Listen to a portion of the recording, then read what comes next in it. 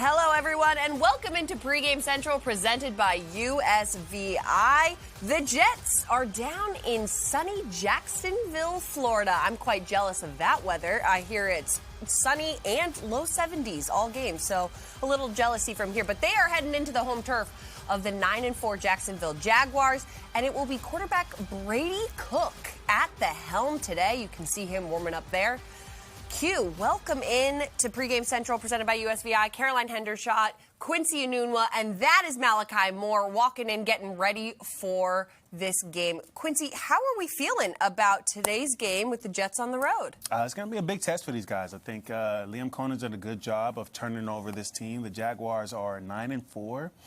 Quarterback is not playing too bad. Defense is playing amazing, right? So you talk about a team like the Jets that likes to run the ball. We're going to have to kind of figure out where we want to attack this defense. I think ultimately it's going to be important for these guys to make sure they're doing their job the way they need to do it. Okay, so let's talk about Brady Cook quickly. What did you think of how he played when he came in last week for Tyrod Taylor? I mean, coaches said it. So many people have said it. He had a tough, it was a tough job for him. You're talking about a guy, an undrafted guy coming in to play for a quarterback that, you assume is going to be able to play the whole game. And now you're in there, and they know you have to throw the ball. You're down 21 points. There's no real chance for you to build a run game for you. You want to get back in the game as soon as possible. And he was pressing, right? 2 picks, 6 sacks.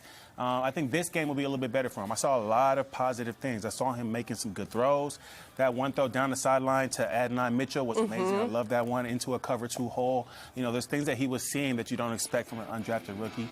So I'm excited to see how he does now with a week of practice knowing he's the starter. Yeah, most definitely. When you kind of saw that small sample size of him playing last week, what part of his game do you think can be the most advantageous to the Jets today? Yeah, I mean, I think one thing that they talked about in the offseason was that he really sees the field well. You could tell. He really knew what he was looking at. He was decisive with his reads. Whenever he had to make a throw that involved him seeing the guy and pulling the trigger, he did just that. And I think that's going to be important today. You're talking about a pass rush that's going to get to the quarterback. You're talking about a defense that's not afraid of the run game. So they're going to put a lot of pressure on him. They're going to give him a lot of different looks. So he has to be able to know exactly where he wants to go and just put that ball there. Yeah, most definitely. And we did see, I feel like, a little bit of that decisive decision-making last week. It was just maybe a little bit of miscommunications with the wide receivers. There were a couple of drops, a couple of maybe passes that weren't thrown. Yeah, exactly right. So we'll see where that goes coming out from here. Okay, before we dive into the rest of the Jets offense, let's take a listen to Brady Cook from his press conference earlier this week on Wednesday. A lot of learning experiences for sure on Sunday. Some good stuff, some stuff I need to clean up. Specifically, that end of half sticks out to me. We need to take points there. That's one thing. I took away from that. We need to take points at the end of half, but also some great flashes, some great things from the O-line up front, the receivers, the running backs, myself, and we need to build on it. Every rep I get this week is so valuable, and I'm going to take advantage of them.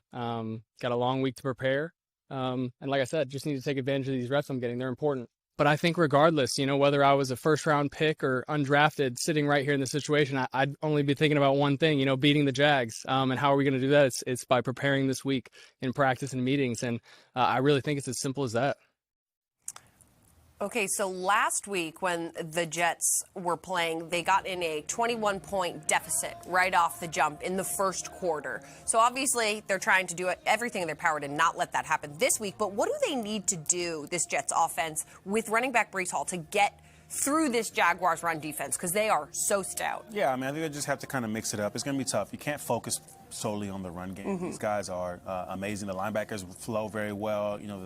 The defensive line gets a good push, so it makes it hard. I think last week some of the runs that didn't get any traction were because I think they were trying to adjust to now using Brady Cook as a quarterback where he's not going to scramble as much, or maybe they didn't want him to scramble as much. So then there was a lot of misses on the run game, right? So you're talking about a zone read where you usually leave the end alone to make him be a read. They were blocking the end, and the linebacker behind him was ended up making a big play in the backfield. So that's one thing in the run game. But back to the pass game really quick. Yeah. What I want to kind of point out is that as a receiver, we always talk about the quarterback having to adjust to the receivers and know, like, okay, where's this guy going to be? Also, as a receiver, it's the same thing, right? When I go out there and I come out of a break, I'm hoping the ball's going to be in a certain spot. If I have a certain quarterback that I'm practicing with, then I know he's going to put it right where I want it, right? There's that sweet spot for me.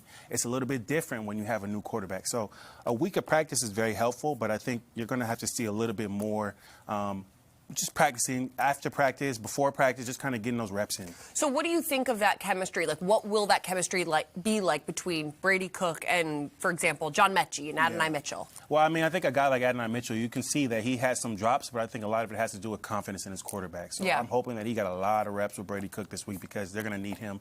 They're going to need Jonathan Mechie as well, right? Another guy that had some drops last week. He started off really well. You could tell he had great chemistry with Fields. He had great chemistry with Tyrod Taylor in the beginning, right? But he just kind of fell off in the last couple of weeks in terms of drops. So those two guys are going to have to make sure they're getting with the quarterback, getting those reps in, making sure that the quarterback knows, okay, when I come out of this break, this is where I want it, just so that you can make some more completions. Do you expect a couple of maybe just like to get the first quarter going as the Jets have possession, do you expect some of those passes to be a little bit more, not necessarily all check downs, but maybe some more check downs? No, I mean, I think you should at least try to get the ball out quick, right? Because you want to be able to get him into a rhythm, right? So getting those, they tried to screen last week, doing some more of those things, getting the ball out as fast as possible, just so you can get those, those easy throws in. Like, okay, I can do this, right? And that way you can get your confidence in, and then you can throw those bombs that we hope that we can see this week. Right, and speaking of getting the ball out quickly, he's going to need to, Brady Cook, because Josh Hines-Allen, he's fourth in the NFL with 63 quarterback pressures. So when you are thinking of just the offensive line and Brady Cook in general, how does that all factor in when you have someone like Josh Hines-Allen? Yeah, I mean, it's got to be schematic, right? Yeah. So you got to hope that Tanner Engstrand does his best to help this offense be as successful as possible. Then after that, the guys have to execute. And that's one thing that we've been missing in the last few weeks is execution. You can tell that some of these plays have potential to be successful, but they're not being executed well. So it's going to be imperative this week that these guys are executing down to the T. The smallest steps have to be taken because you don't want to make it another game where now you have another 6-sack game, another 2-interception game, right? You were on this trajectory, right? You were going up, and now it's looked like you haven't been going in that direction. So I think this week they really want to start off on a clean slate. With this Jaguars defense, they have 23 takeaways in 2025. That's 15 interceptions, 8 fumble recoveries. That ranks second in the NFL. So do you expect Brady Cook to be thinking about that as he's playing and trying to avoid it, maybe not trying to press as much as he was last week? I think for him, it's just about just focusing on his game. I think last week he knows where his mistakes were. He talked about it in the presser about how, okay, coming out of the half, we have to get points. So, I'm happy that he was taking those shots because you want to see a quarterback going out there, being confident. Okay, what is he looking at? Because now I can say, okay, this is what we can do differently. I love what you're looking at, but this is how we can make that play a little bit better. If you're not taking any chances, then I don't really know how to adjust, right? Right. I want you to go out there and make those decisions, make those throws, and test your arm, right? Because that means you feel confident enough to get that ball in there, and that's the most important thing for a quarterback. Okay, now let's head back out to Jacksonville and check in with Eric Allen for the first time today. Good morning, Carolina, Quincy. Well, we have a beautiful day in Jacksonville. It's going to be in the low 70s and sunny. I feel bad for you guys. I know you were digging out of the snow. Quincy had to shovel out this morning. Listen, for the New York Jets today, Brady Cook gets the start. That means he'll become the first undrafted free agent to start at quarterback for the Green and White since 1973. The Jets are going to be tested against the Jacksonville team that is soaring right now. They've won 4 consecutive games. They have their eyes set on that AFC South crown. This is the second youngest roster in the National Football League, the Jets. Their resiliency and resolve is going to be tested over the course of the next 4 games. You're talking about contests today against Jacksonville. Then in 2 weeks, the Jets will host the New England Patriots. And finally, they close out the season against the Buffalo Bills. Those 3 teams likely are going to be in the postseason. They have a combined record of 29-10. Jets fans, don't forget there is still one more home game to come this year. Come out to MetLife Stadium on Sunday, December 28th at 1 p.m. to see the New York Jets host the New England Patriots, presented by Ticketmaster. Get your seats now at nyjets.com/tickets. All right, let's again hear from EA, but he caught up with Aaron Glenn earlier this week about the Jets special teams unit. Let me ask you about special teams. Yeah. Why did you select Banjo to lead this unit? And then also, because he was in your room there in New Orleans, but a lot of people would be like, this guy's green as far as coaching is concerned. Well, that's the thing that I don't think a lot of people know, that Banjo was one of my guys, and I coached him for a number of years in New Orleans. But he was a true, like, big-time special teamer for us. He was a flag bearer. That's what I call the guys that just, listen, I know what my role is on defense, but, man, special teams is how I'm making this league. And he was one of those guys. He's very smart. He's highly competitive. And, man, he's been around some really good special team coaches. So once I got my opportunity to be a head coach, I mean, there was no decision that I thought in my mind, that he was going to be my special team coordinator, because when you watch him coach, you would think he's still out there playing, and he's doing a hell of a job with those guys. And we have a lot of conversations about how we want to go about special teams week to week. He hears what I have to say. I listen to things that he has to say. We come together on how we want to plan against each team, and he's doing a hell of a job. And I would say Jet and Kev, that's working with him, is doing a hell of a job with him. All right, Q, what did you think of what AG had to say about Chris Banjo? Because obviously this Jets special teams unit has been off the charts. That's Isaiah Williams warming up right now. And I talked to him last week, and he was just saying how every time the Jets special teams unit steps on the field, they know that they're going to make a monumental play. That's kind of their approach to every play. Yeah, I mean, listen, Banjo really instills a lot of confidence in his players, and you can see that. I mean, for a guy like Isaiah Williams, we talk about it week over week, that the guy started off pretty poorly in Miami, right? Had a couple mistakes, was dropped down in the practice squad. Since he's been back, he's continued to make huge plays, right? And we haven't really seen Kene Nwangwu make as many plays, right? Because they've been trying to kick it away from him. Yeah. Right? So now imagine you got two guys back there that can make some big plays. It's exciting, but I think not just the two returners, I think everybody else is making big plays as well in terms of blocking. We talk again about Stiggers, right? But the rest of the guys are playing as a complete unit, and that's important. Yeah, and it's also something that I think special teams is always under the radar with just like how monumental they can really be. But for the Jets, they've gotten so many kick return touchdowns this season and punt return touchdowns that the true aspect of this special teams unit is it goes unmatched, really. So kudos to Chris Banjo and everyone on the special teams unit, because they have been playing out of their mind. Okay, let's get into the Jaguars offense. What have you thought of the way Trevor Lawrence has been playing as of late? I think Trevor Lawrence, I think he leaves a little bit more to be desired. I think they want to see more from him. He's playing well enough, though. I think the biggest thing for him is he's really willing to use his legs, right? And that's an important thing for the Jets defense to look out for. You're talking about a guy that's mobile and he's willing to go in there and take those big hits, and that's I think the toughest thing to go against with a big quarterback like that. Not only is he a big arm, but he's also willing to pull the ball down and get those hard, tough plays. Okay, he ranks bottom 10 among qualifying quarterbacks in completion percentage at 59.5%. Touchdown to interception ratio with 18 touchdowns and 11 interceptions. Sacks per game with 2.5, and passer rating at 83.3%. So why is this Jaguars team able to get 4 wins in a row and go on these win streaks when maybe Trevor Lawrence isn't the most powerful quarterback? The biggest thing is defense wins championships, right? So if you're not able to run the ball, you can't really control the clock, right? So that's a tough place to be at, where you've got to throw the ball more often, and these guys are prepared for that on the defensive side. Offensively, though, what I will say, though, is that he's got some guys in Brenton Strange, Jacoby Myers. Those two guys have really been coming on and making some big plays. And Brenton Strange is one of the top tight ends in terms of his skill set. He's got great acceleration. You see it sometimes. He knows how to find the zones for him. He'll get open in the short underneath routes as well. Jacoby Myers, in the last 4 games, I think he's had 5 touchdowns, right? You're talking about a guy that was with the Raiders who really didn't do anything. He's found his spot here. They like to move him around. He's really the #1 target. And then Brian Thomas. I like him. I think he's not as explosive as he was last year. He's been struggling a lot in his second year. I guess you can call it the second-year slump. But he's doing enough for them to make the plays. Yeah, he does have 7 drop passes, Brian Thomas Jr., in 2025, which is tied for the 4th most in the NFL. But what about that wide receiver combination and that tight end, for that matter, Brandon Strange? Do the Jets secondary have to be the most aware of? Yeah, I think Jacoby Myers is the biggest guy. He moves a lot. They use him on end arounds. They'll use him on reverses. They'll use him underneath routes. They'll use him on deep routes, right? So there's a lot of different opportunities for him to get the ball. They have one other receiver whose name I'm missing right now, but when I watch the film, he's number 17. He's also a talented guy. He's been around the league, a couple different teams. So I think ultimately these guys just have to make sure, and now you don't have who's the cornerback we're missing today? A.Z. Thomas. A.Z. Thomas is down, right? So that's another guy out. And I think one thing that we've been missing on the defensive side is the communication aspect.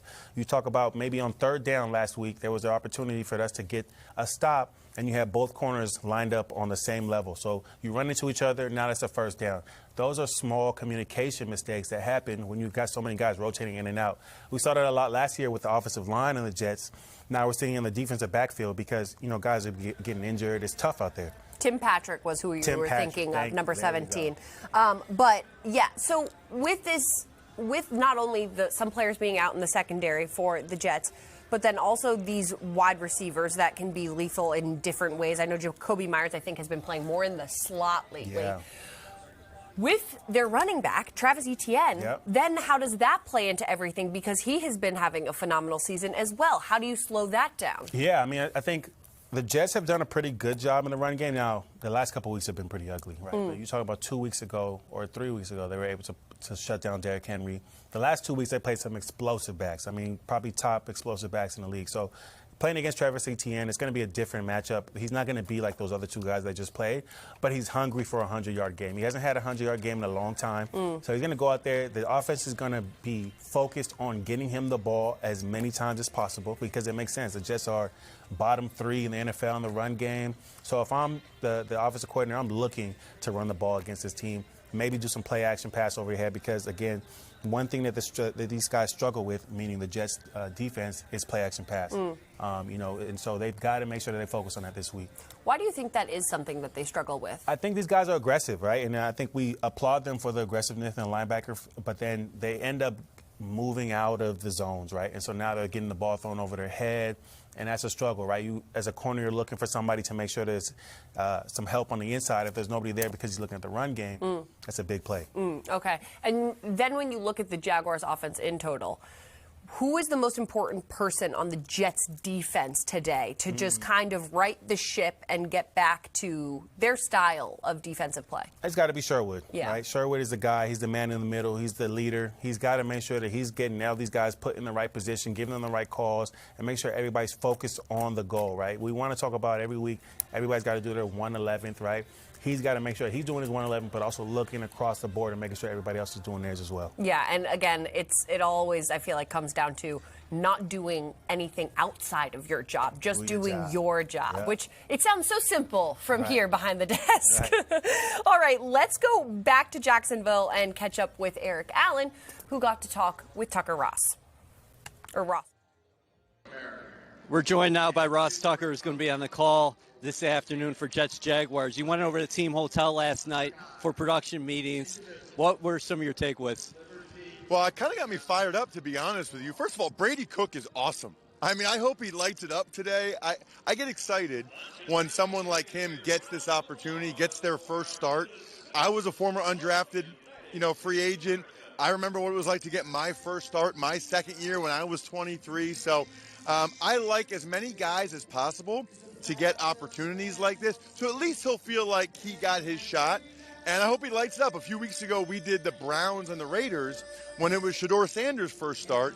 He went out, played well, they won. And so I like that part of it. And I also got to tell you, I'm a big AG fan. I'm a big fan of Aaron Glenn. I was as a player. We played against each other a lot. He's not a big guy, but he was feisty. He was tough. And, Eric, that hasn't changed at all. He's still not big.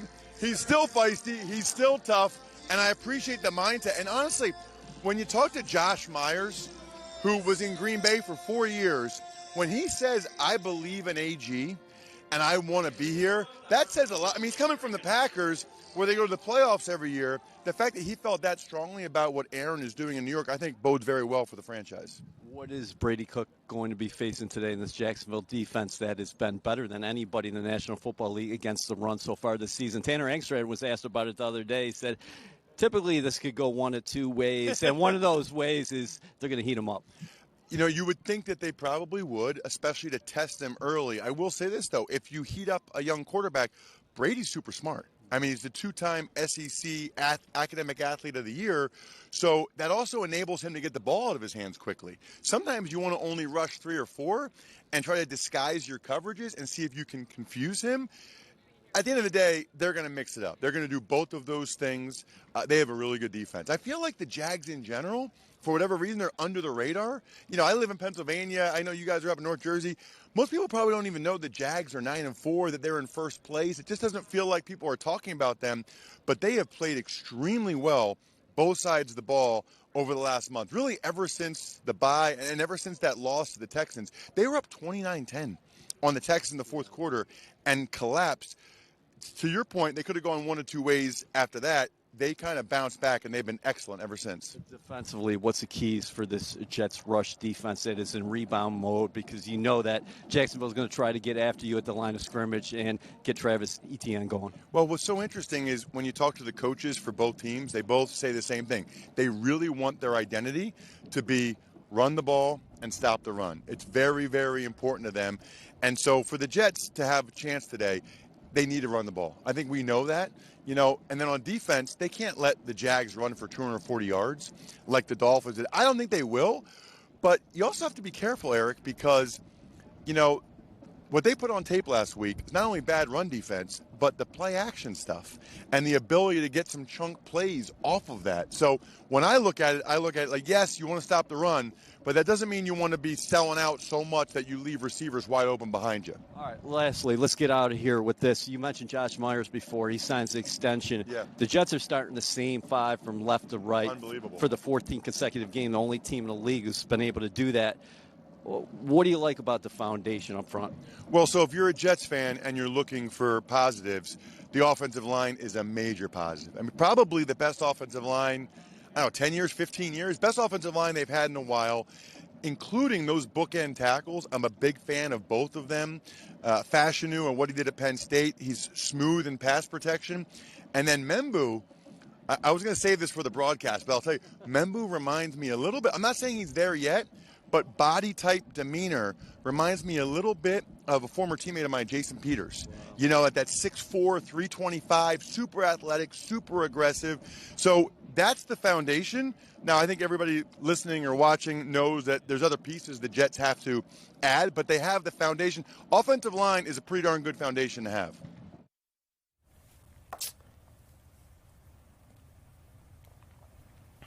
Q, what did you think of Ross Tucker talking about the offensive line and their belief in Brady Cook? Also, Josh Myers, who said that exact quote, who got an extension earlier this week, who would be, remiss if we didn't say that. But just that kind of belief from the offensive line, how much does that go? Oh, that's huge, right? Yeah. I think those are the main guys that you really want to have the most trust in, that they want to have trust in you, because then they're going to really make sure that they're creating those holes for the running backs and also protecting you. If they don't trust you back there, then it's going to be an ugly game, right? They're hoping and praying, right, as opposed to believing in you. So that's a great thing. And honestly, every single person that we've spoken to has talked highly of Brady Cook. So I'm excited to see how he does in his first start. Yeah, and I think it's not fair to base everything off of last week's game because, like you were saying, the Jets were in a 21-0 hole when Brady Cook entered the game. He was thrown into the fire, elevated that week. So it was kind of just like one thing after the next for him. So after a week of practice, you have to expect that things will go better for him this week. All right. Let's look ahead to what your case will be for this game. What is your make your case? So my make your case will be about the special teams units. Okay. Actually, these are two great special teams units. You're talking about Jacksonville actually has a top 10 unit, and the Jets, we all know about them, right?